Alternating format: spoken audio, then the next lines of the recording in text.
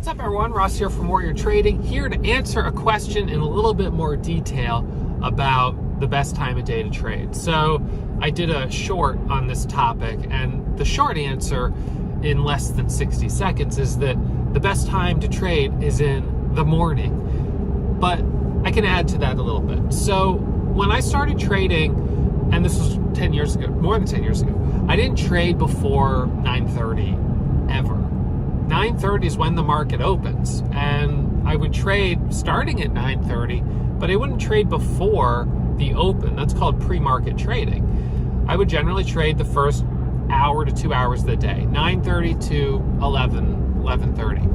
And, of course I learned all this through trial and error, but one of the things that I found was that I was consistently losing money trading in the afternoon and overstaying my welcome. It just was not the time I would do well. And power hour for me never really felt like power hour. I never found that I was consistently doing well going into the close, even though I know there's some traders that like it. It's never been the time of day where I've done well.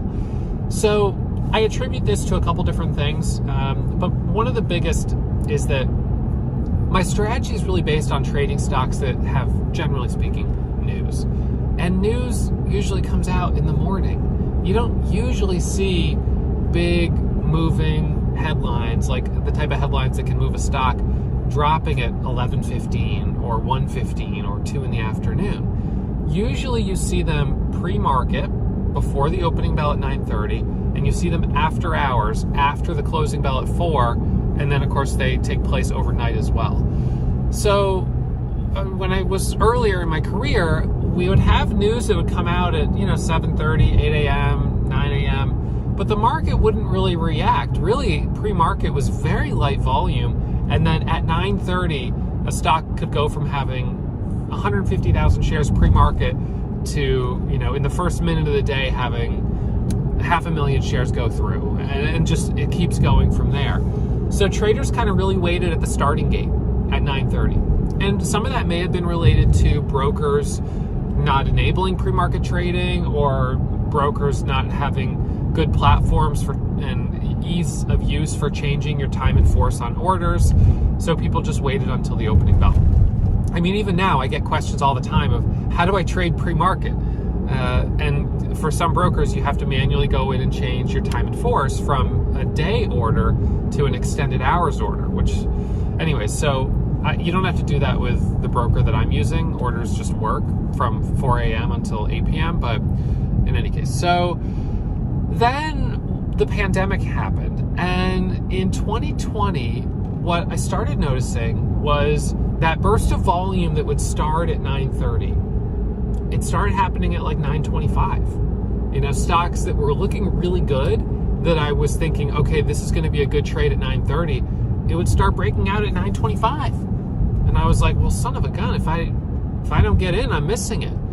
So I stepped up to the plate, like I guess a lot of other people did, and I said, I'll trade it at 9:25. And that turned into 9:15, and that turned into 9 a.m., and 8:45, and 8:30, and 8 a.m. And now basically what happens is, as soon as news hits the news wire, and we have a news desk that posts news headlines in our chat room, as soon as news comes out, the market is reacting.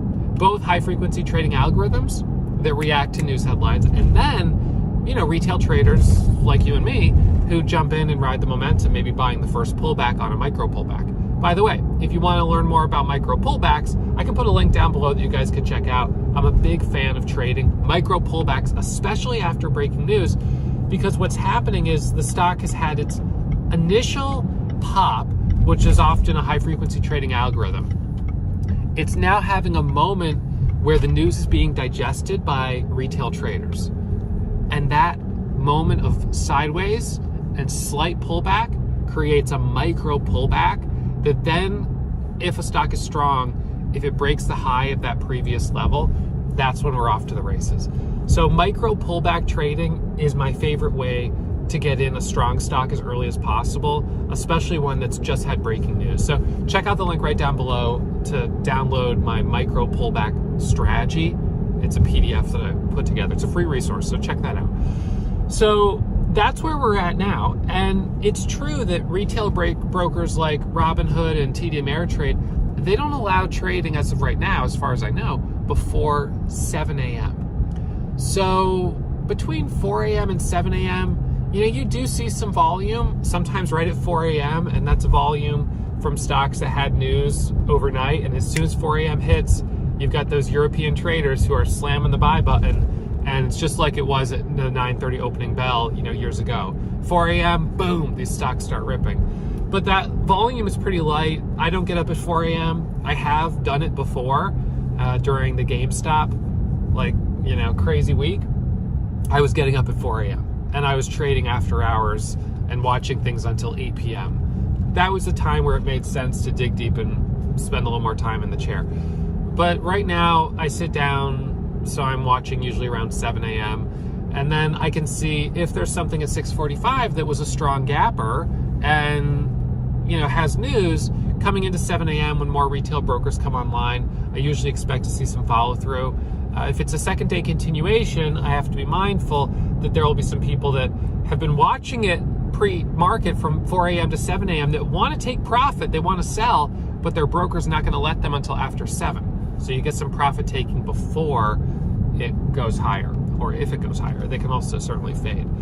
So right now, starting at 7 a.m., I start kind of slow, try to get, a couple base hit trades on some breaking news. I watch the top of the hour, 7 a.m., 7:30, 8 a.m., 8:30, 9 a.m. And of course, sometimes there's headlines that drop at odd times during the pre-market session. And then we have the opening bell at 9:30. Ton of volume that comes in right at 9:30. That first 5 minutes, usually like peaking volume of the day for a lot of stocks.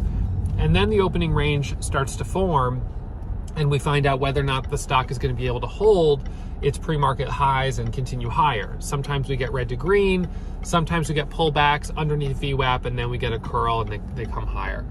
So the window where I'm doing the most trading is between I'm sitting between 7 a.m. and like 10 to 11 a.m. But during that window, I'm trading the most between probably 8:30 and 10. But between 8 and 10. That's like my 2-hour window. Now, if we have really strong pre-market action and it's really strong between 9 and 10, that's the day where I'm going to try to dig deep and keep trading until, whatever it is, maybe 11 or 12 or 1, until things slow down.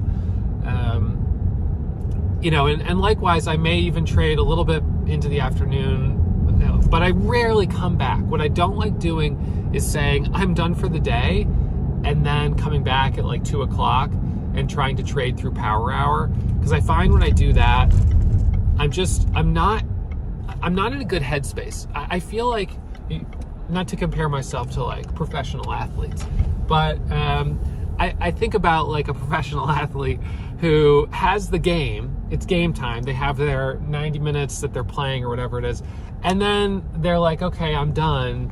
And they go and they relax. And then they come back for like a second game later that same day. Like, it's just sort of a weird thing. I think it makes more sense to like focus on the area where you do the best in time. And then when you're outside of that, be totally done and come back tomorrow. But it's important to be consistent. So if you are someone that only can trade from, 10 a.m. till 2 p.m. or something, then that's your window and you do the best you can within that window. And you want to be careful dabbling outside of that when it's inconsistent, because you'll have inconsistent results. So this has been a little bit of a longer explanation of the best time of day to try to day trade.